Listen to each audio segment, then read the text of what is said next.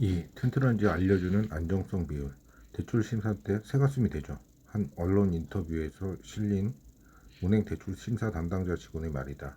저축은행, 도산동 부실 대출이 사회적으로 문제가 되고 아무 기업에게나 돈을 빌려줬다가는 은행이 묻어줄 수도 있으니 조심할 수밖에 없을 것이다. 은행 등 금융기관이 기업에 신규 대출을 해주거나 기존 대출 연장을 결정할 때에는 몇 가지 주요한 재무 비율을 유심히 살펴본다. 재무 비율이 기업의 신용을 평가하고 부채의 원금과 이자를 정해진 시기에 제대로 납부할 수 있는지 판단하는 데에는 유용한 근거가 되기 때문이다. 이때 주로 활용되는 대표적인 재무 비율은 안정성 비율이다. 회사가 불안정하다는 것은 부도나 파산 등으로 망할 가능성이 높다는 것을 의미하므로 안정성 비율은 회사가 망하지 않을 힘을 가지고 있는가를 분석할 때 활용된다. 장기간에 걸친 안정성 비율 추세를 분석하게 되면 회사가 어떠한 방향으로 나아가고 있는지 알 수 있다. 대표적인 안정성 비율은 유동 비율, 당좌 비율, 부채 비율 등으로 꼽힌다.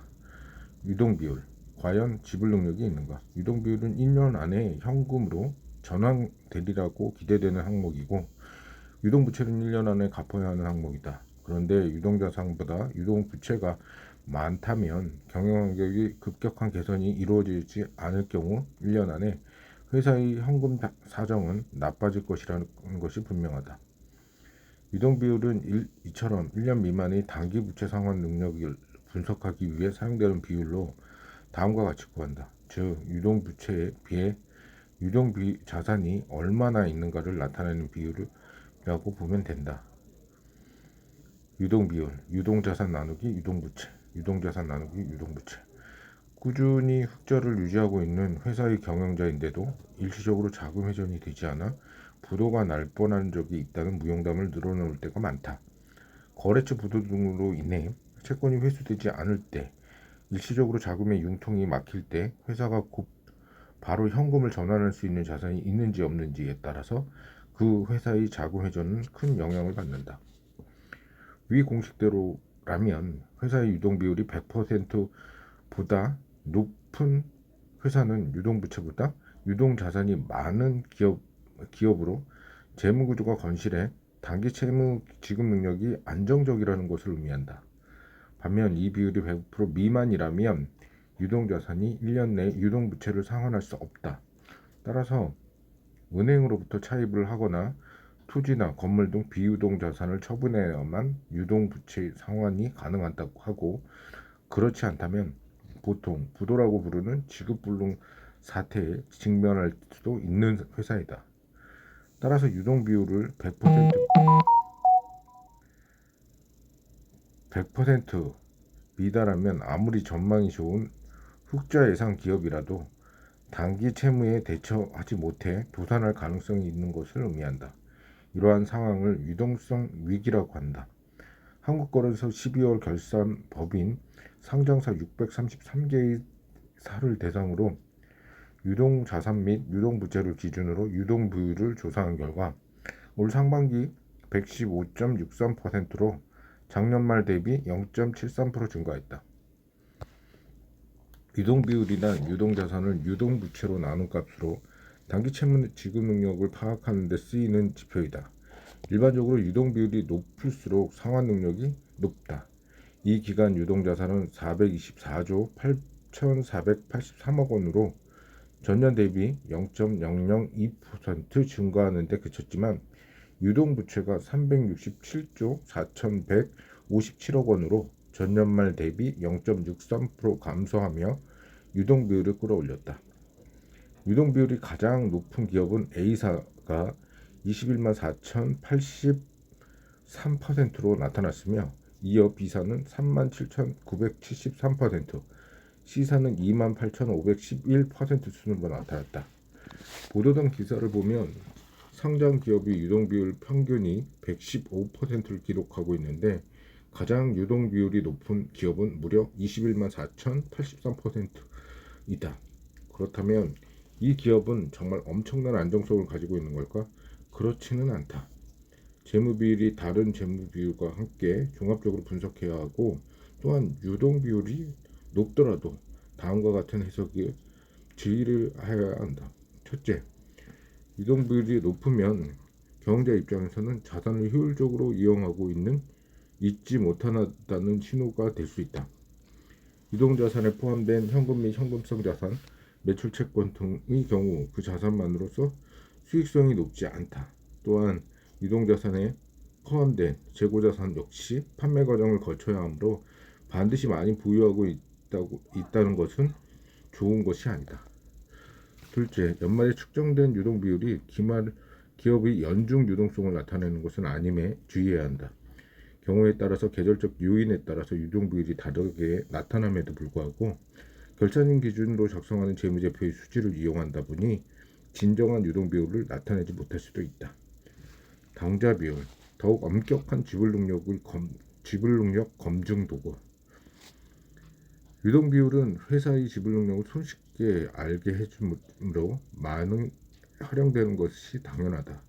그러나 유동 비율을 구하는 요소인 유동 자산에는 현금 및 현금성 자산, 매출 채권 등 당좌 자산뿐만 아니라 제품, 상품, 원재료 등의 재고 자산도 포함된다. 재고 자산은 유동 자산 중에서 유동성이 상대적으로 낮은 항목이다. 재고 자산을 현금화하려면 판매와 대금 회수라는 과정을 거쳐야 하므로 시간이 많이 걸리기 때문이다. 더욱이 재고 자산에 포함되어 있는 제품이 모두 팔린다는 보장도 없다. 따라서 유동자산 중 재고자산의 비중이 높다면 유동자산 비율만 유동성을 평가하기엔 무리가 있다. 유동자산의 비율이 이러한 문제점을 개선하고 단기간에 유동부채를 지급할 수 있는 진짜 능력을 측정하려면 당좌 비율을 이용하는 게 더 정확하다. 당좌 비율은 조금 더 빨리 현금화할 수 있는 자산, 즉 당좌 자산을 유동부채로 나눈 것이다. 당좌 비율, 당좌 자산 나누기 유동부채. 당좌 비율이 100% 이상이라면 일단 단기간에 안전성은 양호하다고 볼 수 있다. 따라서 위험하다는 소문이 있는 회사를 제대로 검토하고 싶다면 이 수치를 사용할 수 있다. 산은 푸른 리트머스 종이를 붉게 변화시키고 알칼리는 붉은 리트머스 종이를 푸르게 변화시킨다. 당좌 비율은 산성 시험 비율이라고도 불린다. 이는 당좌 비율에 의한 회사의 지불 능력 검증을 학교 다닐 때 실험했던 리트머스 종이의 산성 시험에 비유한 것이다. 리트머스 용지에 대보면 산성인지 알칼리성인지 즉시 알 수 있는 것처럼 당좌 비율에 적용하면 회사 상태가 바로 나타난다고 볼 수 있다. 당좌 비율이 높다는 것은 단기 채무 지불 능력이 더 출중하다는 것을 말한다. 따라서 유동 비율보단 기업의 유동성을 조금 더 엄격하게 측정하고자 할 경우 활용된다. 당좌 비율 산출에 반영되는 항목들: 현금, 금융자산, 매출채권, 유동부채, 기타 유동부채. 재고자산은 반영되지 않는다. 재고자산은 반영되지 않는다. 그런데 종종 부도설이 나돌고 있는 회사의 유동 비율과 당좌 비율이 급격히 개선되는 경우가 있다. 왜 그런 걸까? 부도설이 나도는 회사에 외상으로 제품을 공급할 회사는 없을 것이다. 당연히 거래 시 현금이 요구할 것이며 매입 채무는 감소할 것이다.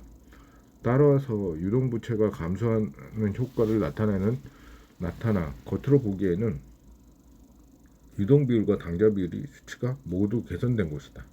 또한 부도설이 났다는 것은 그만큼 회사의 현금 흐름이 좋지 않다는 이야기이므로 자금 회수가 안 되어 매출 채권이 증가했을 수도 있다. 재고자산 역시 판매 부진으로 인해 증가할 가능성이 크다. 이 경우 유동자산뿐만 아니라 매출 채권을 포함한 당좌 자산도 같이 증가할 수 있다. 그래서 오히려 유동 비율과 당좌 비율이 개선된 것처럼 보이는 것이다. 따라서 정말 주의해야 할 것은 당장 유동 비율과 당좌 비율이 얼마냐가 아니라 얼마나 급격하게 변동했느냐다. 비록 그 변동이 긍정적인 이유에서 생긴 것이라도 말이다. 분명히 기름이 떨어질 때가 됐는데 자동차 주유기에는 기름이 가득 차다고 있다고 나타난다면 그것이야말로 정말 큰 위험일 수 있으니 차를 세우고 자동차 내부를 꼼꼼히 들여봐야 한다. 마찬가지로 재무제표를 볼 때에도 변동의 원인을 꼼꼼히 살펴봐야 할 것이다. 부채 비율, 지불 불능 능력의 위험은 어느 정도 되는가?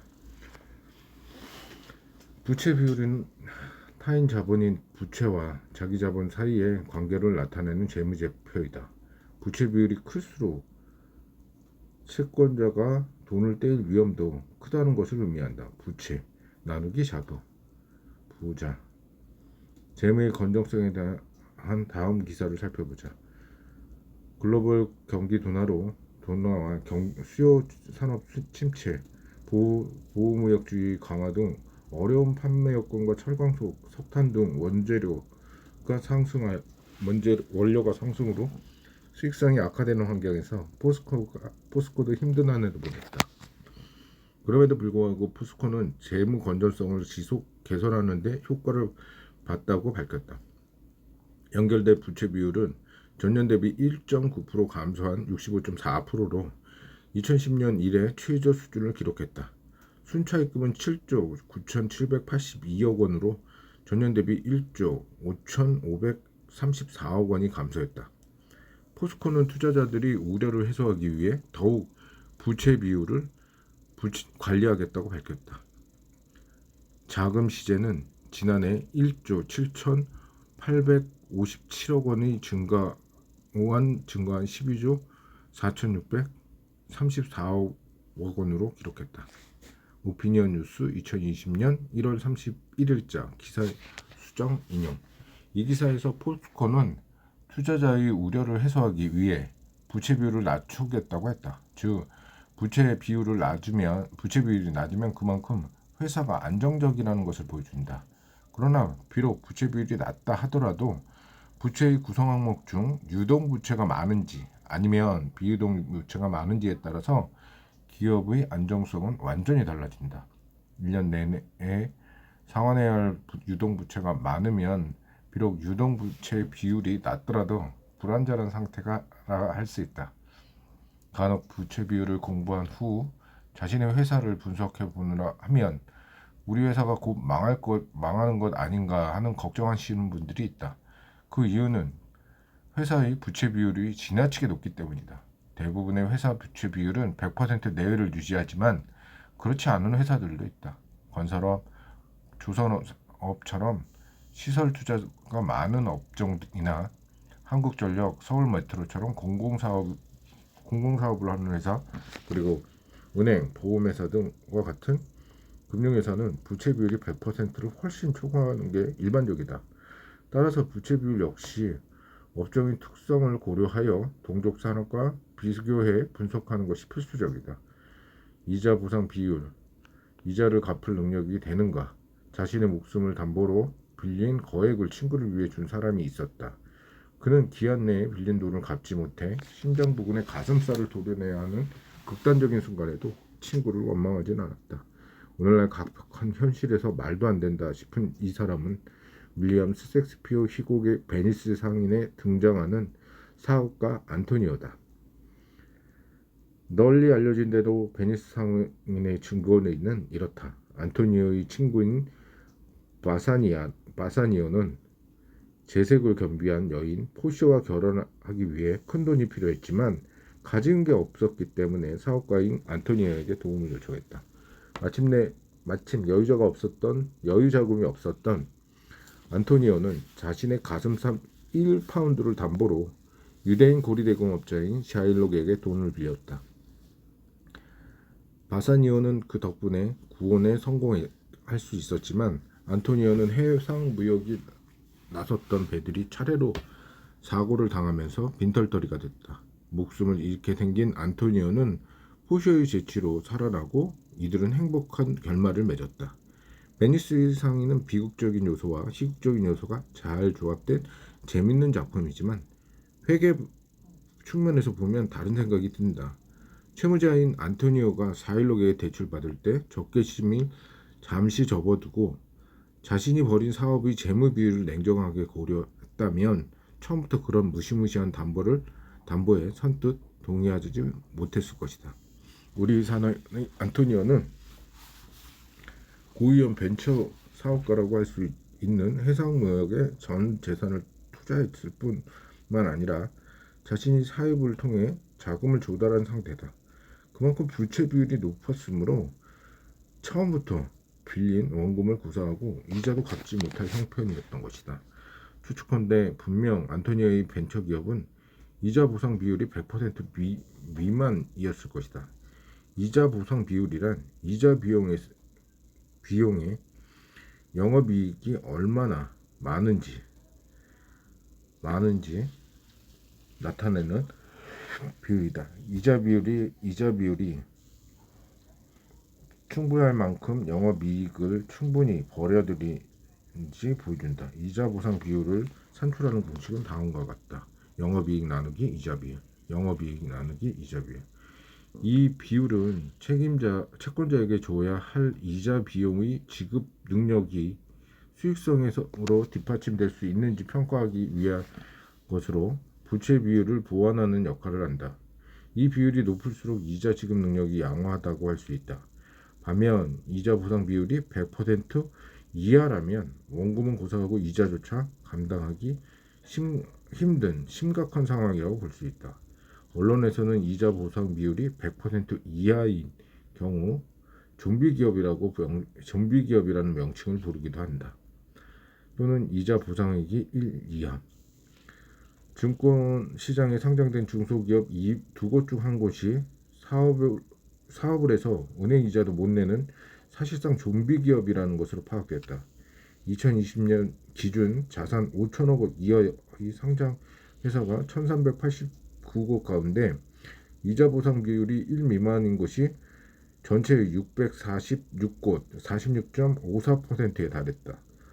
중소기업법에서 중소기업은 자산 5천억 미만으로 규정하고 있다.